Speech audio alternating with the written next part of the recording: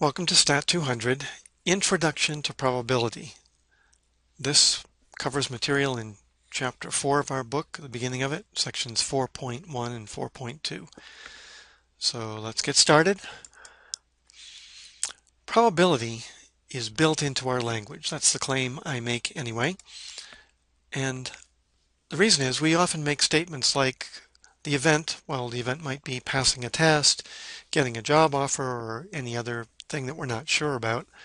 We say it's certain to happen, or very likely to happen, or maybe just it's likely to happen, or it'll probably happen, it might happen, it's not likely to happen, it probably won't happen, and then we have all kinds of colorful language for things that have very, very little chance of occurring. So probability is kind of built into our intuitive feel about things that have uncertainty in them. But in our class, we have to be a little more formal than this. So definition of probability that we'll use in this class, and it's the standard one. The probability of a random event is a number. It assigns a number to these gut feels. It's a number always between 0 and 1.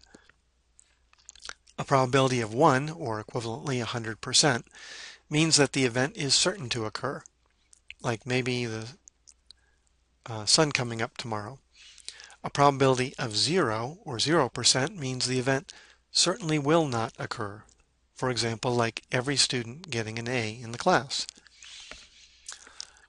A probability p between 0 and 1 means if I repeat an experiment over and over again, and it happens k times out of the n tries, then if it really has probability p of occurring, the fraction of times it occurs is going to get very close to p as the number of tries gets large. We indicate this is called experimental probability. We indicate that the probability of a certain event A occurring is p by writing this. P of A means probability of A equals p. So for example, for a fair coin, we flip a fair coin, we write probability of heads, P of H, is a half, and probability of T, or probability of tails, is 1/2 to indicate that heads should occur 50% of the time, and tails should occur 50% of the time. But notice, this is an important fact about probability. It doesn't mean that if I toss a coin 10 times, I will always get exactly 5 heads and 5 tails. What it does mean is if I toss the coin many, many, many times, that the fraction of heads will get very close to 1/2. So here's an example. Doing random experiments, I start out with only 10 coin flips, and I can get all kinds of fractions. 6 out of 10, 3 out of 10, 4 out of 10, 8 out of 10. Once in a while I get 50-50, but I can get all kinds of numbers that go a long way from exactly 50-50. But if I increase the number of tries, let's say up to 1,000 tries, now I get numbers that are pretty close to a half. 0.508, 0.472. Right? So the fraction of times that the coin flip comes up heads, this is a simulation of that, gets closer to a half. And if I make the number of tries really big, like 100,000, then notice that the fraction is always quite close to 1/2.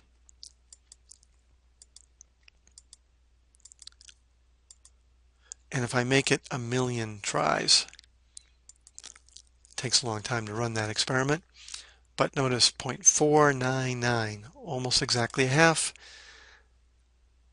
0.5003. So when I run this experiment 1,000,000 times, I flip a coin 1,000,000 times, the fraction of heads gets very close to a half. So probability, the idea is it only has an exact meaning in the long run, or if I repeat my experiment many, many, many times. Okay, some rules of probability. If I run some kind of random experiment where the outcome is not certain, the sample space is the set of all possible outcomes. So for a coin toss, the sample space is heads or tails. That's the only two possible outcomes, and I can symbolize those with H and T. If I roll a single die from a pair of dice, then the only outcomes are one dot on the face coming up, 2 or 3 or 4 or 5 or 6. There's only 6 different possible outcomes. If I draw a single card out of a full deck, then I have 52 possible outcomes, 13 different spades, 13 different clubs, 13 different hearts, or 13 different diamonds, right, listed here.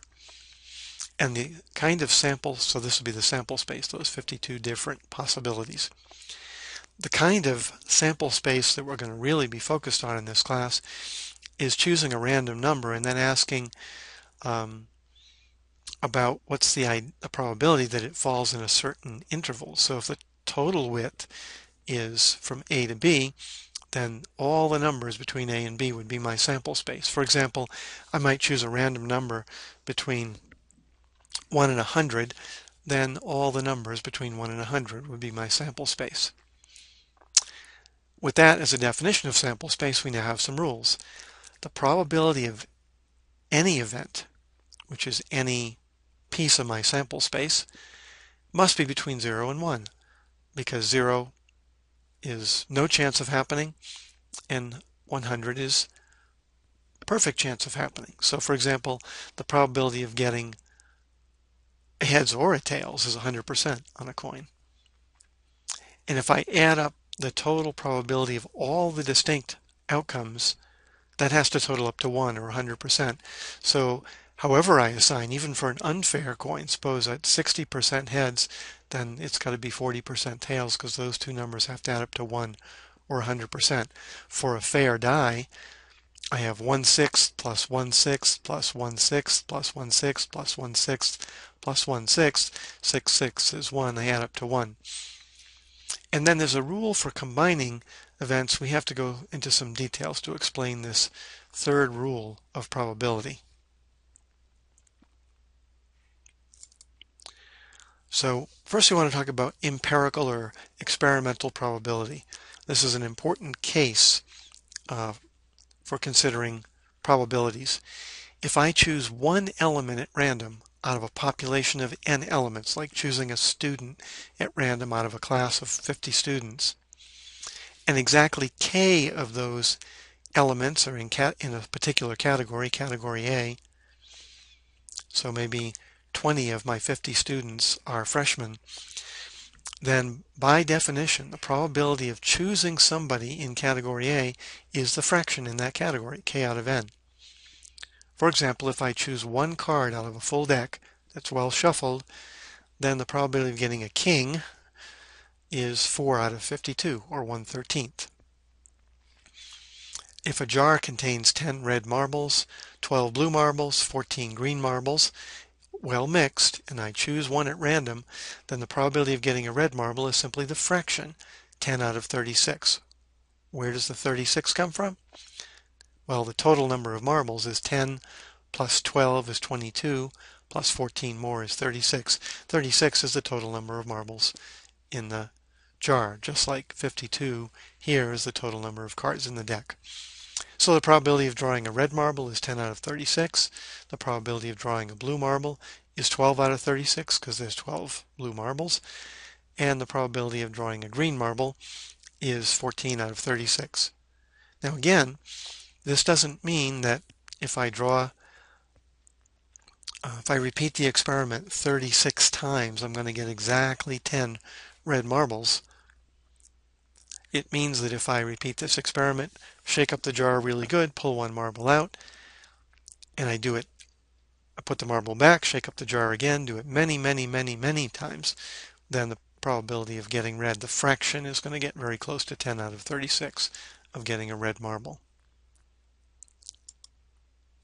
Now, Venn diagrams are very helpful in illustrating the relationship between two subsets of a population, especially for the case where these subsets might overlap. So here we have an illustration of two groups. Group A, maybe this represents, let's make it pretty big, this represents all the freshmen in a class.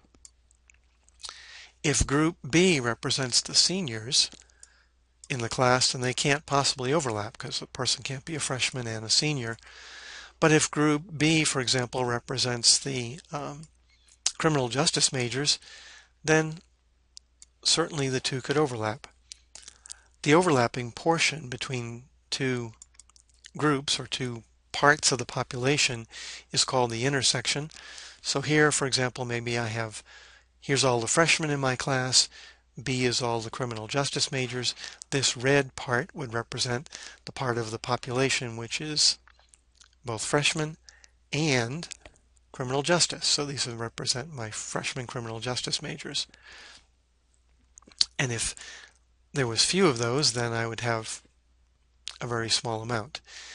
Now, the Venn diagrams can also illustrate the union between these two groups. If I add up all of the freshmen and add up all of the criminal justice majors, notice I have to be careful about this piece, because if I count all of the CJ majors and I add all of the criminal justice majors, I'll add this overlap twice.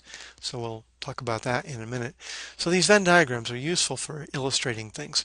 Now, when there's no overlap between two groups or between two events of choosing somebody in that group, we say these are mutually exclusive. For example, again, suppose A is the set of students that get a grade of A on the final exam, and B is the set of students that get a B on the final exam. They have to be mutually exclusive, because you can't get one student can't get both an A and a B at the same time on the exam. Okay, and then in this case, the intersection, of course, would be completely empty because there is no overlap, but the union is still large. Now, another particular case that's interesting is when one group is fully contained in another. Let's think of an example here.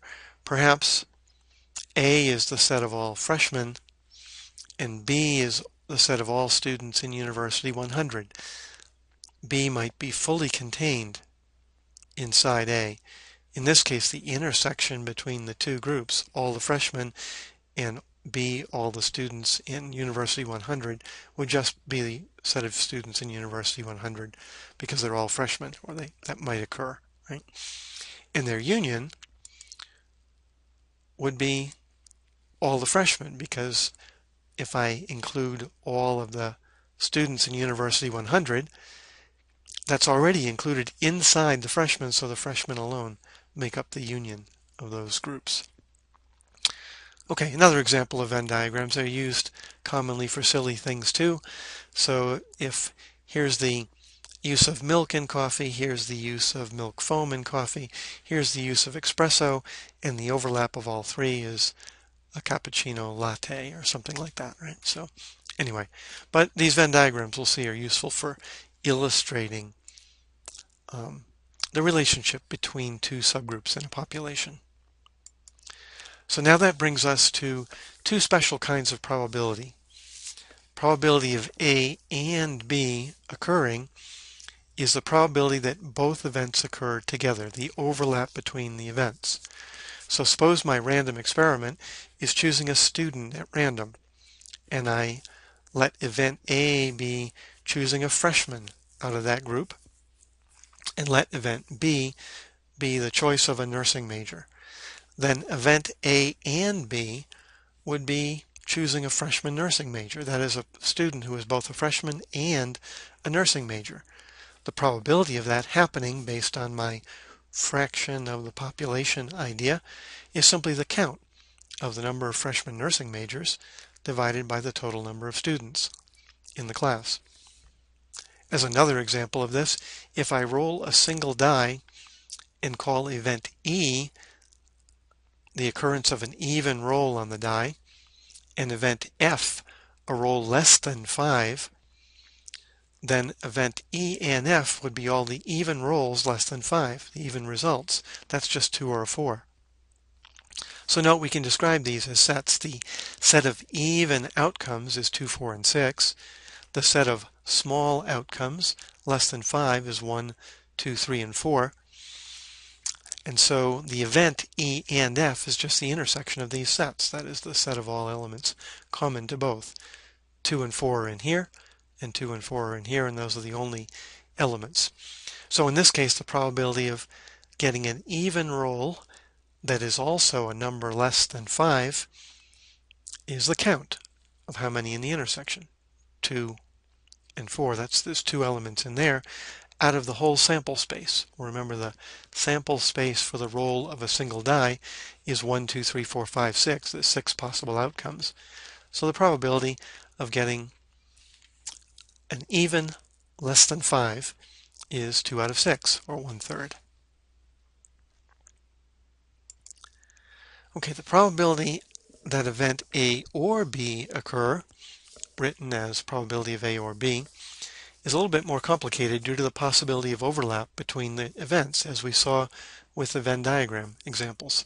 So it's common to list a breakdown of a population based on 2 characteristics in a table like this called a contingency table. So here we have some juniors, a total of 2,200 juniors. 800 live on campus and 1,400 live on campus. Then we also have some seniors in this population. 500 of them live on campus and 1,300 live off campus, for a total of 1,800 seniors. Well, the total of people living on campus then is the 800 plus the 500, or 1,300. And the total off campus is 1,400 plus 1,300, or 2,700. And both the totals down the total of the row entries, 1,300 plus 2,700 is 4,000, and the total of the column entries, 2,200 plus 1,800. That's a sort of a check that we did our arithmetic, right? So if I ask for if I pick one of these 4,000 students at random, the probability that I get a junior and on campus, that is the probability that I pick a junior who lives on campus, is simple.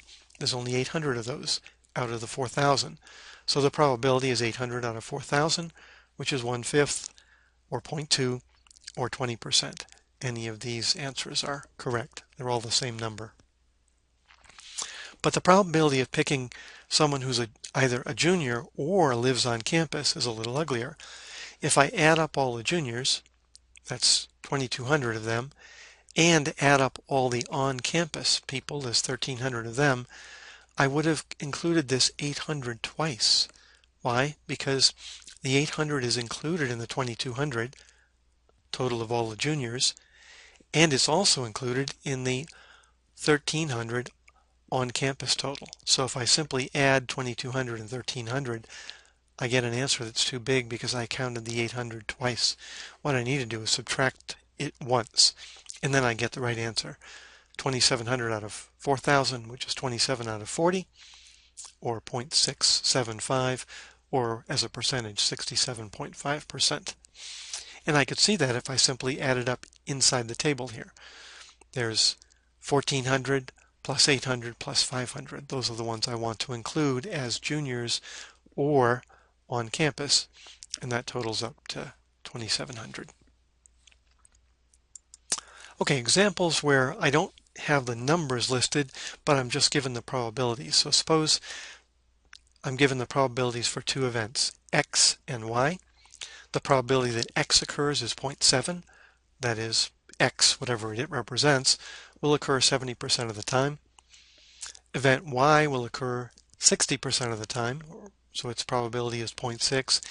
And the overlap, that is the probability that they both occur on a single try, is 40%, or 0.4. Given this information, I can compute the probability that X or Y will occur. I simply add the probability of X plus the probability of Y minus the overlap, so I don't count it twice. 0.7 plus 0.6 minus 0.4 is 0.9. So there's a 90% probability that I'll either get an X or a Y, or both. And notice if I simply added the probabilities, X plus Y, I'd get 1.3, and that's not a probability. Remember, probability is always a number between 0 and 1, so this couldn't possibly be the right answer. That's why we need to use our little formula, probability of the first one plus the probability of the second one minus the probability of x and y in this case. Another example. So suppose event C occurs with probability 0.6, event D occurs with probability 0.5, and event C or D occurs with probability 0.8. Notice I gave the OR probability in this case. Well, now we can use the same formula. In fact, we can type it here in this case for clarity. What am I doing? If I take the probability of C occurring, and I add the probability of D occurring, and I subtract the probability of C and D occurring, that gives me the probability of C or D. That was the formula we listed several pages back. So I know this number, probability of C is 0.6. I know this number, probability of D is 0.5. And I know the answer, C or D is 0.8. The only thing that's missing is C and D, so I can compute it. If I bring this to the other side and subtract the 0.8, then it's 0.6 plus 0.5, minus 0.8, and that's 0.3, so the AND probability, the overlap, is 0.3 in this case. Okay, for some practice, your turn. The table below describes the categories for faculty in the math department. It's not exactly right, but, well, technically it's the Department of Mathematics and Statistics. So, the Math and Stat department. So what does it say? It says we have a total of 16 PhD faculty in the department and 14 faculty members with a master's degree. We have a total of 20 full-time faculty members and 10 part-time faculty members. So if I choose one of these 30 faculty members at random, your assignment here is to compute the probability that I choose someone with a PhD,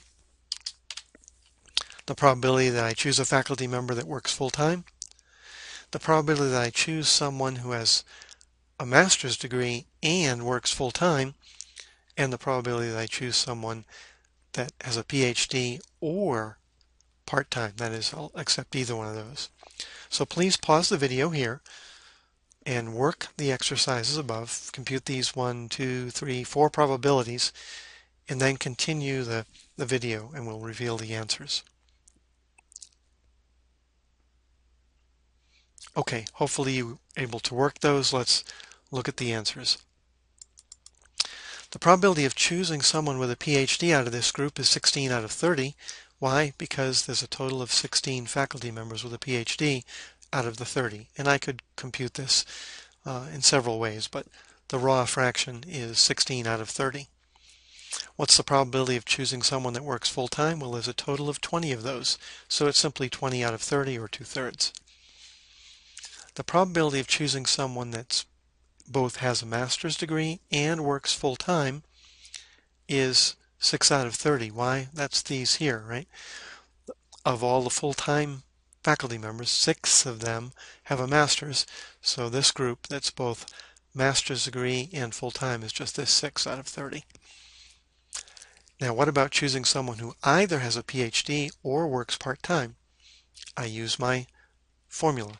I add up all the PhDs, there's 16 of those, plus all the part-times, there's 10 of those.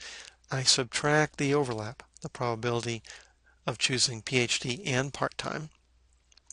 So 16 plus 10 is 26, minus 2 is 24. So the probability of getting either a PhD faculty member or a part-time faculty member is 24 out of 30. Okay, so for homework, please study sections 4.2 and 4.1 in our textbook, as well as the Hawks tutorials that go with this material. Also download and study the worksheets for lessons 7 and 8. These have to do with the material we just covered here from D to L, and see if you can work the hour turn sections of those worksheets. And just by way of reminder, the Hawks assignments, because of the snow and canceled classes, I've moved the deadline for the Chapter 2 assignments on charts and graphs to Friday at just before midnight. So please complete these this week. Okay, well that ends our lesson for today, and please look for this information online.